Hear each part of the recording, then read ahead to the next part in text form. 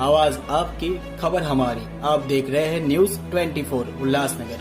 सबसे ज़्यादा ट्रीटमेंट जो हॉस्पिटल करेगा तो वहाँ पे डेथ भी डेफिनेटली ज़्यादा होगी, लेकिन अगर आप रेशियो देखेंगे जो पेशेंट्स एडमिट हुए और जितने डिस्चार्ज हुए और डेथ रेशियो, जहाँ हमारा ये 70 बेडेड हॉस्पिटल यहाँ पे है, 75 बेडेड हॉस्पिटल, तो नंबर ऑफ पेशेंट जो एडमिट हो रहे थे और यहाँ पे ज़्यादातर पेशेंट वो आ रहे थे जो कि बहुत ही क्रिटिकल कंडीशंस में थे। वो पेशेंट जो कि बाकी दूसरे हॉस्पिटल्स में ट्रीटमेंट फेल हो जा रहा था, जो कि बुरी कंडीशंस में, तो वो शिफ्ट होते थे हमारे पास। तो उन पेशेंट्स को भी ज़्यादातर पेशेंट घर जाते थे, लेकिन अगर आप रेशियो देखेंगे तो डिस्चार्ज होने वाले पेशेंट्स बहुत ज़्यादा थे कंपेयर टू डेथ। तो जिस हॉस्पिटल में क्रिटिकली एकदम बैड जो खराब पेशेंट्स है वो आएंगे तो उसमें डेफिनेटली मोर्टेलिटी रेट जो बाकी हॉस्पिटल, जो छोटे हॉस्पिटल है जहाँ पे कि पेशेंट अच्छे कंडीशन में पहुंच रहे तो उससे ज़्यादा रहेगी। सर, ब्रेन में लेफ्ट ब्रेन, राइट ब्रेन जी। और एक सेरिबेलम जो छोटा ब्रेन है, तो अगर क्लॉट्स छोटे ब्रेन में होते हैं तो इट्स रिपेयरेबल। डेफिनेटली जो ब्रेन में दो पार्ट रहते हैं, एक सुप्राटेंटोरियल और एक इंफ्राटेंटोरियल, ऊपर का ब्रेन और छोटा नीचे का ब्रेन। ऊपर के ब्रेन में भी दो पार्ट होते हैं, लेफ्ट और राइट। जो लेफ्ट ब्रेन होता है वो मेन ब्रेन होता है, जिससे जैसे मैं बोल रहा हूँ या मैं राइट हाथ अपना राइट साइड का हाथ पैर चलाता हूँ तो वो लेफ्ट ब्रेन काम करता है, ब्रेन में क्रॉस कनेक्शन। उसी तरीके से जो छोटा ब्रेन होता है वो चलने में बैलेंस का काम करता है, बैलेंस का हमारा जो कोऑर्डिनेशन होता है, जैसे कि हाथ हम लिख रहे हैं, अगर छोटे ब्रेन में प्रॉब्लम आया तो हाथ में ट्रेमर हिलना चालू हो जाता है, जब भी आप कुछ काम करने जाएंगे या चलेंगे तो बैलेंस जाने लगता है। तो सेरिबेलम में जो ब्लीडिंग होती है उसमें इनफैक्ट रिजल्ट बहुत अच्छे आते हैं। ऐसे पेशेंट्स में अगर टाइमली ट्रीटमेंट किया जाए तो वो ऑलमोस्ट नॉर्मल हो जाते हैं। जबकि अगर ऊपर के ब्रेन में, अगर सपोज लेफ्ट साइड के ब्रेन में हेमेटोमा हो जाए, अगर ब्रेन हेमरेज हो जाए, तो हम ऑपरेशन करके पेशेंट की लाइफ को तो बचा सकते हैं, लेकिन ऐसे बहुत सारे पेशेंट्स में राइट साइड में उसके पैरालिसिस आ जाती है और पेशेंट को बोलने में भी प्रॉब्लम आती है। तो ये काफ़ी दिनों तक रहती है। काफ़ी पेशेंट में इंप्रूवमेंट आता है, लेकिन कुछ तकलीफ रह जाती है। उसके कंपेयर में अगर आप सेरिबेलम जो छोटे ब्रेन में ब्लीडिंग देखेंगे तो वो पेशेंट ज़्यादा क्वालिटी ऑफ लाइफ उनका बाद में काफ़ी अच्छा रहता है, क्योंकि उनका कोऑर्डिनेशन भी धीरे धीरे इंप्रूव हो जाता है। अच्छा, मल्टीपल क्लॉट्स का एक जो फंडा होता है कि किसी के ब्रेन में ब्रेन हेमरेज के बाद मल्टीपल क्लॉट्स बन जाते हैं, इसके कारण ब्रेन का वर्किंग रुक जाता है, तो उसके ऊपर आप किस तरीके से काम करते हैं?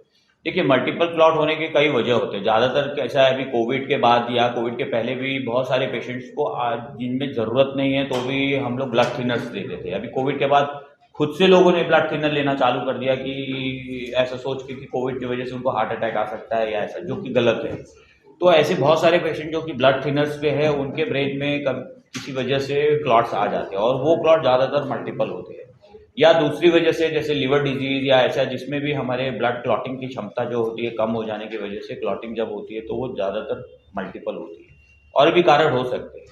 तो मल्टीपल क्लॉटिंग में जब ये डिपेंड करता है कि ब्रेन के किस स्ट्रक्चर में डैमेज हुआ है। अगर हमारे देखने के एरिया में डैमेज है तो हमें दिखाई नहीं देगा। ब्रेन में मैपिंग रहता है, हाथ का एरिया होता है, उंगली का एरिया होता है, नाक का एरिया, आंख का एरिया, सब एरिया वहाँ रिप्रेजेंटेशन होता है। तो ब्लीडिंग किस एरिया में होती है उसके हिसाब से पेशेंट को प्रेजेंटेशन आता है।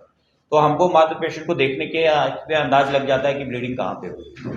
तो अगर कोई भी ब्लड क्लॉट बहुत बड़ा है, जिसमें कि जनरली 30 ml हम लोग बोलते हैं, 30 ml से ज़्यादा अगर किसी जगह पे क्लॉट है और उसको प्रेशर इफेक्ट है जिसमें ब्रेन शिफ्ट हो रहा है, तो फिर हम उस एरिया को ऑपरेट करके निकालते हैं। और अगर क्लॉट छोटा है, 10 ml 5 ml छोटा क्लॉट है, तो फिर हम उसको ऑपरेशन करने की आवश्यकता नहीं होती, हम उसको दवा गोली से ट्रीटमेंट, मेडिसिन से ट्रीटमेंट। एक दूसरा कारण होता है क्लॉटिंग का एनोरिज्म, जिसमें कि ब्रेन के अंदर फूगा होता है। फूगा मतलब एनोरिज्म होता है, जो कि कभी कभी फूट जाता है, जिसका incidence 1 to 2% in general population होता है। मतलब ऐसा हो सकता है कि यहाँ जितने रूम में हम लोग बैठे हैं उसमें से किसी एक के ब्रेन में हो सकता है, लेकिन इसका मतलब नहीं कि वो सब में फूटेगा।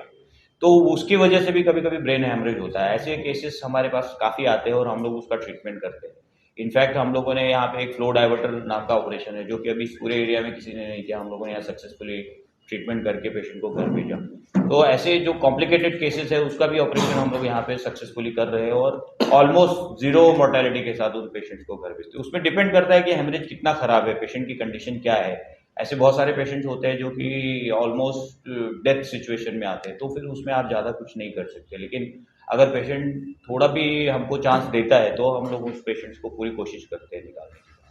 सर, जो ब्रेन स्ट्रोक्स, 2 मिनट प्लीज, जो ब्रेन स्ट्रोक्स आते हैं या ब्रेन हेमरेज के जो केसेस रहते हैं, तो उसके इनिशियल कुछ सिम्टम्स दिखते हैं क्या कि बंदे को समझ आए कि मुझे ये अभी होने वाला है? स्ट्रोक जैसा मैंने बताया, दो कारण होते हैं, एक खून की नस बंद होने से और दूसरा ब्रेन हैमरेज, नस फट जाता है। तो ऐसे सारे पेशेंट्स में ऐसे सारे पेशेंट को इनिशियल जो सिम्टम्स आते हैं, उनको हाथ, उनका जो है वो हाथ उठना बंद हो जाता है, चेहरा टेढ़ा हो जाता है, टोन वाकड़ा होता है, बोलने में उनको तकलीफ आता है, उनका लार गिरने लगता है, चलने में उनका बैलेंस का इश्यू आने लगता है, या दिखाई देना कम हो जाता है। ऐसे ज़्यादातर पेशेंट्स में, अगर आपके आसपास किसी के भी आसपास ऐसे कोई भी पेशेंट दिखता है जिसको कि सडनली कंप्लेन करता है कि अभी मेरा मुंह टेढ़ा हो गया, या हाथ वो नहीं पूरा उठा पा रहा है, या उठा रहा है तो हाथ गिर जा रहा है उसका, बोलने में उसका जो आवाज़ है वो बड़ा क्लियर नहीं आवाज़ आ रहा है, तो ऐसा this is one of the science of stroke. तो ये स्ट्रोक हो सकता है और ऐसे पेशेंट को इमीडिएटली हॉस्पिटल में ले जाना चाहिए, क्योंकि जैसे मैंने बताया, अगर ये पेशेंट्स टाइमली हॉस्पिटल पहुंचते हैं तो हम लोग उनको थ्रोम्बोलाइज कर सकते हैं। उसमें उसका जो विंडो पीरियड है वो 4.5 आवर्स है, 4.5 घंटा। 4.5 घंटे के अंदर हम, अगर वो एक इंजेक्शन आता है खून की नस खोलने का, तो अगर हम उसको टाइमली दिए तो चांसेस रहता है कि वो खून की नस ओपन हो जाए और पेशेंट के जो सिम्टम्स है वो पूरी तरह से रिकवर हो या पार्शियली रिकवर हो। मतलब कैसा है कि उसके अगर नस खुल गई तो जो कुछ सेल हो सकता है पूरी तरह डैमेज हो जाए, लेकिन कुछ एक सेल्स उसके चारों ओर रहते हैं जो कि अभी डैमेज प्रोसेस में रहते हैं, तो वो उस न्यूरॉन्स को हम लोग बचा सकते हैं। 4.5 आवर्स के बाद भी अगर वो पेशेंट्स आते हैं तो हम लोग अब न्यू टेक्निक्स है जिसमें कि मैकेनिकल थ्रोम्बेक्टमी करते हैं। मतलब हम खून की नस से ब्रेन में जाते हैं और ब्रेन में जाके उस क्लॉट को रिट्रीव करके निकाल देते हैं, जिसको मैकेनिकल थ्रोम्बेक्टमी करते हैं। वो अभी 10 से 12 घंटे तक कर सकते हैं। प्रोसेस केला आहे, जे जे पेशंट बरे गेले आहेत त्याच्याबद्दल एक छोटंसं इन्फॉर्मेशन देण्याबद्दल, आणि आम्ही जी नवीन टेक्नॉलॉजीला धरून जे नवीन मशीन इन्स्टॉल करतो हॉस्पिटलमध्ये, कटिंग एज न्यूरो मायक्रोस्कोप, तर त्याची माहिती देण्याबद्दल आजची पत्रकार परिषद आयोजित केली आहे। आजच्या पत्रकार परिषदेत डॉक्टर विवेक अग्रवाल सर, जे की सिनियर न्यूरोसर्जन आहे प्लस स्पाइन सर्जन, आणि जे इंटरव्हेन्शन सगळी प्रोसेस करतात न्यूरोमध्ये, ते आपल्याला सर्व त्या मशीनबद्दल आणि आमच्या इथे होणाऱ्या प्रोसिजरबद्दल डिटेलमध्ये माहिती देतील। थँक्यू। मैं आप सभी लोगों का मैक्सी लाइफ की तरफ से बहुत बहुत स्वागत करता हूँ, और मैं ये बताना चाहता हूँ कि मैक्सी लाइफ ने अभी 5 साल पूरे किए, और इस 5 साल के दौरान हमने ये हॉस्पिटल जो बनाया है, ये एक थाने के पीछे नीचे कल्याण, डोंबिवली और बदलापुर इस एरिया का एक अकेला ऐसा टर्शरी केयर सेंटर है जिसपे कि ऑलमोस्ट सारे जितने भी डिफ़िकल्ट क्रिटिकल बीमारियां हैं उनको ट्रीटमेंट करने के लिए हमारे पास सुविधाएं हैं। स्पेशली मैं न्यूरोसर्जन हूँ और मैं यहाँ पे दिन भर उपलब्ध रहता हूँ। ऐसा शायद ही कोई हॉस्पिटल है इस एरिया में जहाँ पे कि फुल टाइम न्यूरोसर्जन अवेलेबल है, और हमारे पास फिजिशियन, ऑर्थोपेडिशियन, GI सर्जन, ऐसे सारे जो सुपर स्पेशलिटी ब्रांचेस रहती है उनके डॉक्टर्स फुल टाइम अवेलेबल रहते हैं, जो कि बहुत ही इंपॉर्टेंट है। मशीन तो एक चीज़ है, मशीन तो क्या है कि आप मशीन से ट्रीटमेंट में इम्प्रूवमेंट कर सकते हैं, but it's not just a machine, man behind a machine is more important. So जो बाकी डॉक्टर्स हैं हमारे, orthopaedic doctor, physician doctor, intensive care, anaesthesia, वो सारे डॉक्टर हर समय उपलब्ध रहते हैं। सो ये एक बहुत बड़ा हमारे लिए एडवांटेज है। दूसरा एडवांटेज मैक्सी लाइफ हॉस्पिटल का ऐसा है कि हमारे पास इन हाउस CT स्कैन है, तो ऐसे सारे पेशेंट जिनको कि एक्यूट केयर स्पेशली ब्रेन में या रेस्पिरेटरी में, अभी लास्ट कुछ साल में हमने देखा कि कोविड का सिचुएशन था जहाँ बहुत सारे पेशेंट्स में क्रिटिकल प्रॉब्लम्स था लंग का, तो ऐसे सारे पेशेंट्स को हम इमीडिएटली उनका CT स्कैन कर सकते हैं। ज़रूरत पड़ा तो हम लोग उनको वेंटिलेटर पे रख सकते हैं, या और भी ट्रीटमेंट जो भी ज़रूरत होती है उनका वो ट्रीटमेंट कर सकते हैं। मैं न्यूरोसर्जन हूँ, तो मेरे लिए यहाँ पे सबसे अच्छी बात है कि ऐसे जो भी हेड इंजरी पेशेंट्स आते हैं जिसमें कि इनिशियल टाइम, चोट लगने के बाद जो इनिशियल टाइम होता है वो बहुत ही इंपॉर्टेंट होता है, जिसको हम गोल्डन आवर्स बोलते हैं। उस गोल्डन आवर्स में हम पेशेंट का CT स्कैन कर सकते हैं। CT स्कैन में अगर हमको ऐसा कुछ दिखता है कि ब्रेन के अंदर बड़ा हेमेटोमा, बड़ा क्लॉट है, या पेशेंट को ब्रेन पे बहुत ज़्यादा प्रेशर है, उसके बोन टूट के अंदर चली गई, ऐसा कोई भी सिचुएशन है जो कि लाइफ थ्रेटनिंग है, तो हम पेशेंट को इमीडिएटली ऑपरेशन थिएटर में ले सकते हैं, ऑपरेशन करते हैं। और आए दिन हम ऑलमोस्ट डेली ऐसे ऑपरेशन यहाँ पे करते हैं, और हमारे रिजल्ट, क्योंकि हमारे पास intensive care doctor Jitendra, doctor Vijay, ये सारे उपलब्ध हर समय रहते हैं, तो उनका आउटकम बहुत अच्छा आता है। ऑलमोस्ट सारे पेशेंट रिकवर होकर घर जाते हैं। और इसके अलावा हमारे पास इन हाउस कैथ लैब की फैसिलिटी है। तो स्ट्रोक, जो कि आप समझते हैं कि ब्रेन में जब भी ब्लड सर्कुलेशन या तो इमीडिएटली बंद हो जाए या तो नस फट जाने की वजह को स्ट्रोक बोलते हैं। स्ट्रोक के सिचुएशन में जिसमें कि ज़्यादातर केसेस जिसमें नस बंद हो जाती है, पेशेंट को सडन पैरालिसिस आता है। स्ट्रोक ऐसी बीमारी है जिसमें कि ऑलमोस्ट हमारे पूरे देश में ही नहीं, पूरे वर्ल्ड में सबसे ज़्यादा कारण जो हैंडीकैप्टनेस का है, अपंगता का सबसे बड़ा कारण स्ट्रोक होता है। तो ऐसे पेशेंट अगर हमारे पास टाइम पे आए, टाइम पे मतलब कि विदिन 4.5 आवर्स, या अभी हमारे पास जो मशीन है कैथ लैब मशीन, उसमें अगर वो 10 घंटा या 12 घंटा के अंदर भी आते हैं तो हम उस ब्रेन की खून की नस को खोल सकते हैं। और उसके लिए जो मशीन लगती है, काफ़ी महंगी मशीन है जिसको हम कैथ लैब मशीन बोलते हैं, वो मशीन हमारे पास उपलब्ध है। तो पेशेंट को इमीडिएटली सीटी स्कैन करके देख सकते हैं कि हाँ नस बंद है, और पेशेंट को कैथ लैब में हम लोग शिफ्ट करके वो नस को खोल सकते हैं। और अगर उसको विदिन टाइम खोला गया तो उसके रिजल्ट बहुत अच्छे होते हैं, कंपेयर कि हम उसको खाली ब्लड थिननेस पे रखें और कंजर्वेटिव ट्रीटमेंट करें। तो ओवरऑल जो रिजल्ट मशीन की वजह से, डॉक्टर्स की अवेलेबिलिटी की वजह से, इंटेंसिव केयर की वजह से काफ़ी अच्छा रिजल्ट आता है।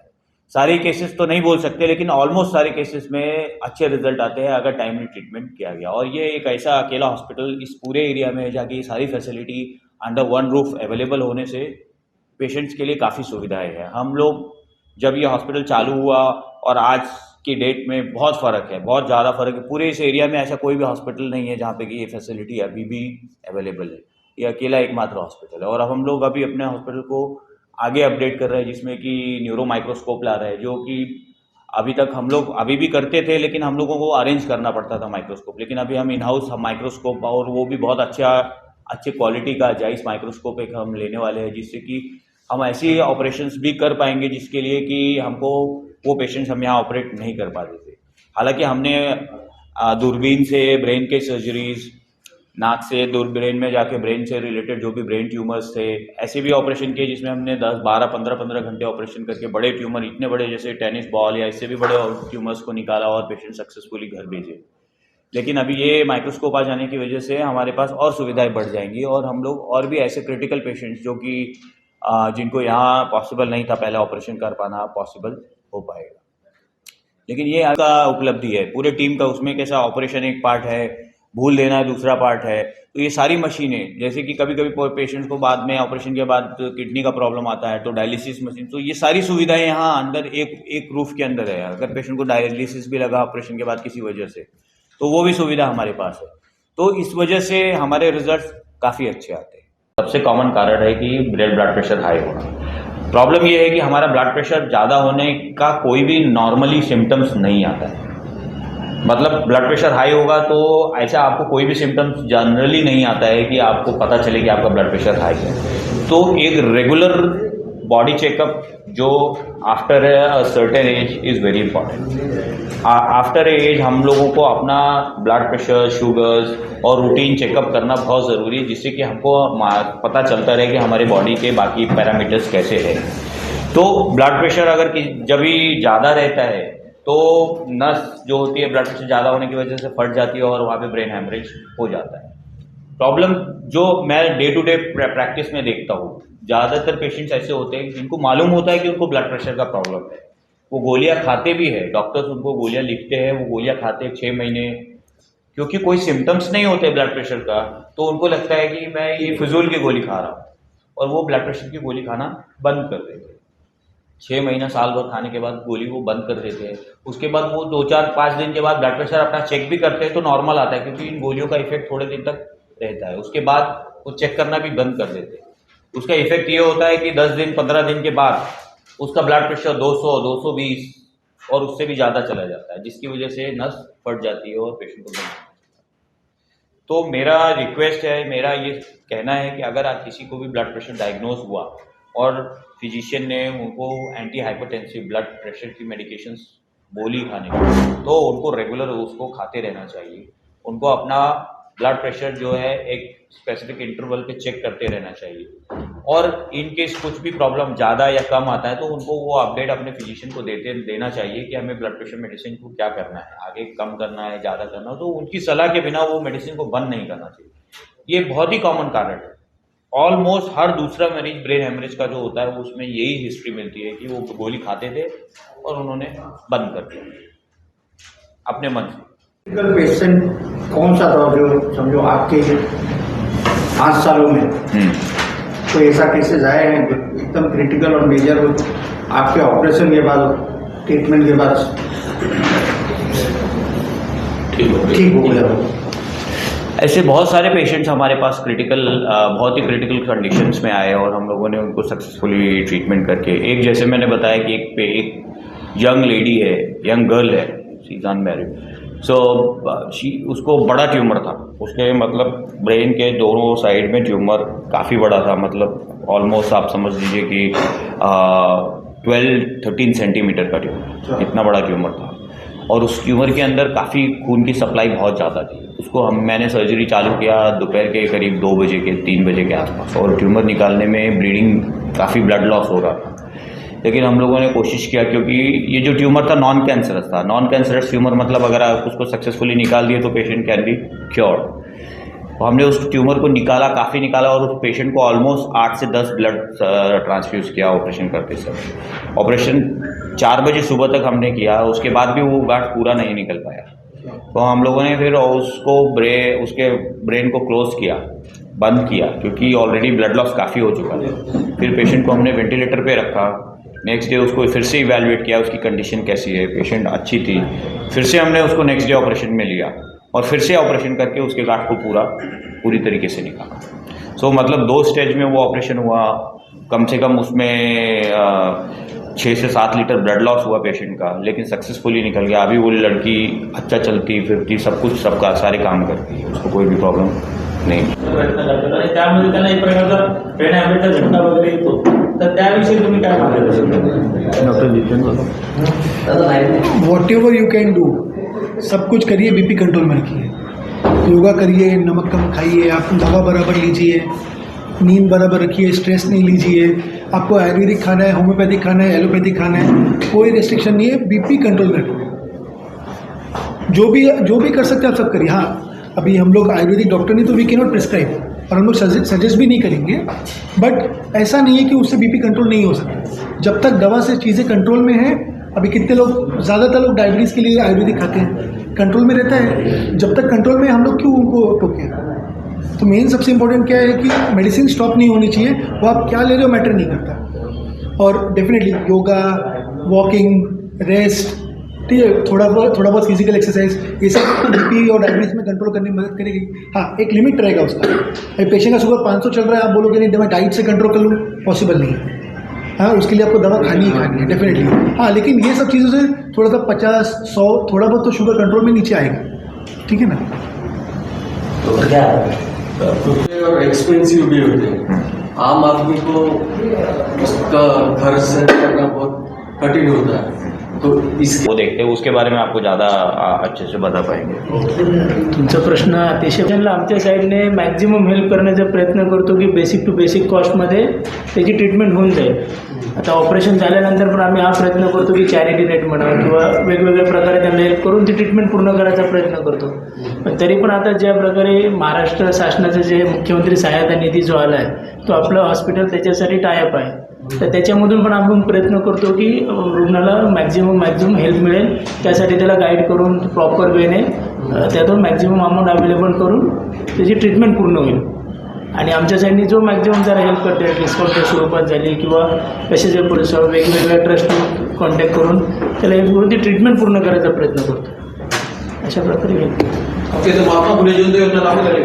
नाही, आपल्या इथे ॲक्च्युली उल्हासनगरमध्ये 3 हॉस्पिटल आहे ऑलरेडी, तर आम्ही प्रयत्न केला होता, पण त्यांचं असं म्हणणं आहे की ऑलरेडी असल्यामुळे ते नवीन टायअप नाही करू शकत, त्यामुळे ती आपल्याकडे नाही आहे सध्या। मशीन आहे आता हॉस्पिटलमध्ये कधीपासून सुरू होईल आणि कधीपासून चालू होईल? ते आपलं सगळं प्रोसेस झाली PO-पर्यंतची, आता इन्स्टॉलेशन येणं आणि इन्स्टॉलेशनची प्रोसेस लाईक 6 महिने वर्ष जातो, त्या ह्याच्यामध्ये पूर्ण बाहेरून येते ती मशीन, तर पूर्ण येऊन इन्स्टॉल व्हायला ते एक प्रोसेस लागते। ठाणे डिस्ट्रिक्टमध्ये पहिली असणार तर इथे हॉस्पिटलमध्ये असणार? ठाणे सब अर्बनमध्ये पहिली मशीन आहे। तुम्ही कोटेशन दिल्यानंतर डायरेक्ट मुख्यमंत्री निधीमध्ये अप्लाय केला जातो का मदत कोणाला सहाय्य घेतला जातं? त्याच्यामध्ये मुख्यमंत्री सहायता निधीमध्ये आपण कोटेशन देतो पेशंटला, केस समरी देतो, त्याच्यानंतर तो जातो सिव्हिल सर्जनकडे, ते इव्हॅल्युएट करतात पेशंटला, त्यांची साईन झाल्यानंतर ते त्यांच्या मंत्रालयाच्या मेलवर तो मेल केला जातो आणि ते हार्ड डॉक्युमेंट आहे ते मंत्रालयामध्ये जाऊन सबमिट केले जातात। काय होतं, पेशंट तिकडं कोटेशन देतो, नंतर तिथं आता MCO वगैरे ते महात्मा फुले जन आरोग्य शोध योजना तिकडनं सहाय्य घेतो, त्यानंतर त्या जिल्ह्याच्या सल्ल्याची सर बरोबर बरोबर त्यांची सही आहे. पण तिथे प्रॉब्लेम असा येतो की ते साईनच करत नसतात. नाही आता कसं आपण जे आजच पेशंट आहे, आत्ताच पेशंट त्या पेशंटला कालपासून फिरवत असतो. टोले नावाचा पेशंट आहे. ओके त्यानंतर तुम्ही कोटेशन दिले 5 लाखाचं. हां हां ना बरोबर बरोबर त्या माणसाला कालपासून फिरवत आहे. त्या MCOकडनं सही पहिले गेलो आणि बनसोडे ओके बनसोडेची सही दिली नाही. काय म्हणजे फोटो लावला नाही आणि त्या तुम्ही त्याच्या सही त्याच्या जागेवर सही केली असं काहीच होतं. त्यानंतर त्यांनी तुमच्या कोटेशनमध्ये कोणी कोणत्या डॉक्टरचा असतो केस समोर डॉक्टरचा असतो. हा नाही तुमचं जो कोटेशन होतं ना त्याच्यावरती ज्या डॉक्टरांनी जो स्टॅम्प दिला खाली कोणी दिलाय काय दिलाय ते नाही, फक्त हॉस्पिटलचा स्टॅम्प होता. कोटेशन डॉक्टर देत नाही, कोटेशन हॉस्पिटलच देतो.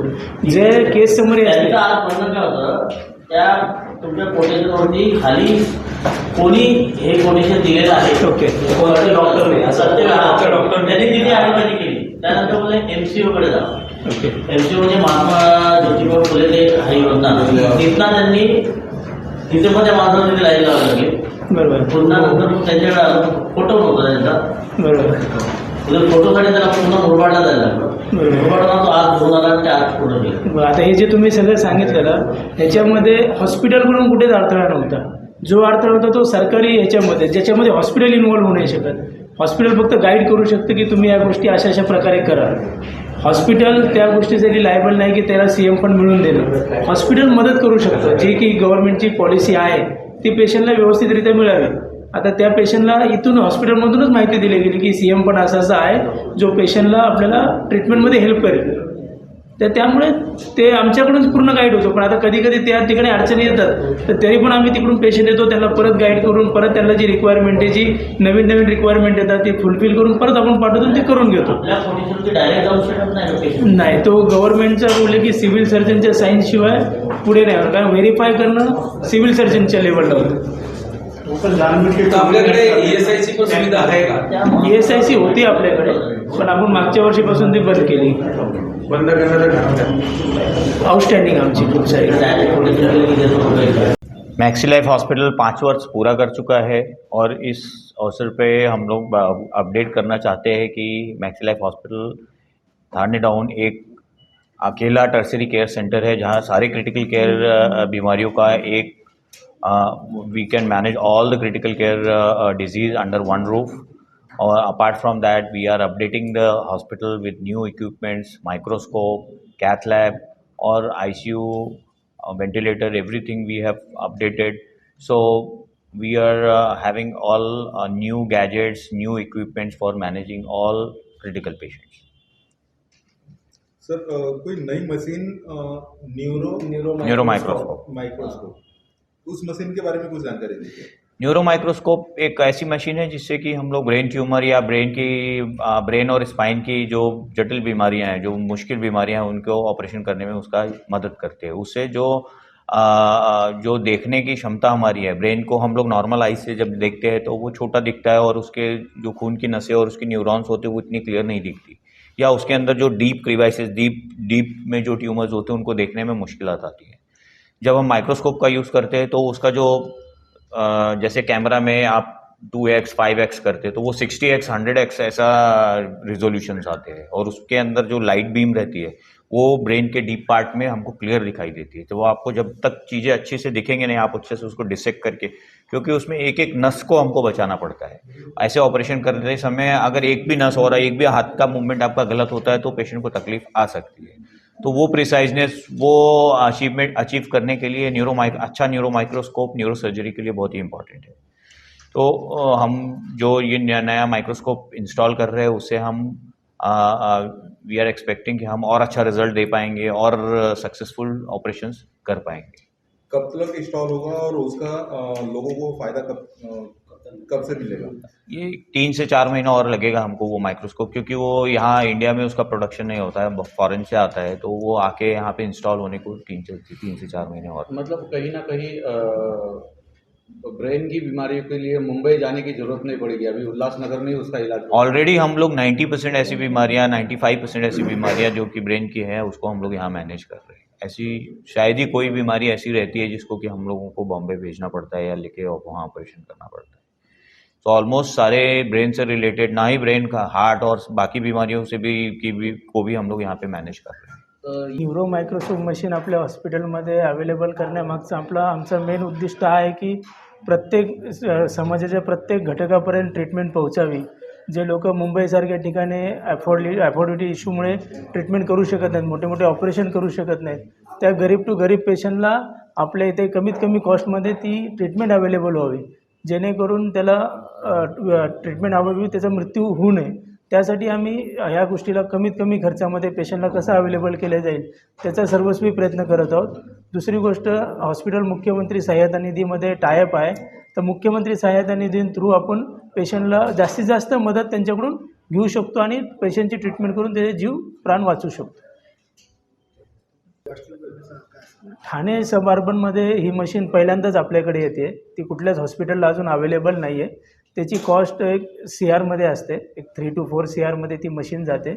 आणि कसं असतं, प्रत्येक हॉस्पिटल ती मशीन घेऊ शकतो, पण घेऊन जेव्हा त्याच्याकडे न्यूरो केसेस असतील तर तो घेऊन उपयोग करेल.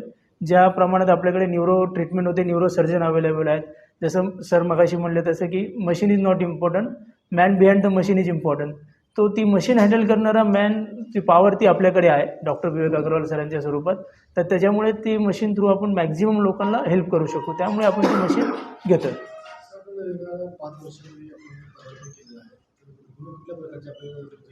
नाही, जसं मी आत्ता सांगितलं की आपल्याकडे अग्रवाल सर असल्यामुळे मॅक्झिमम आपल्याकडे न्यूरोचे पेशंट असतात, त्याच्यानंतर कार्डियकचे तेवढ्याच प्रकारे असतात.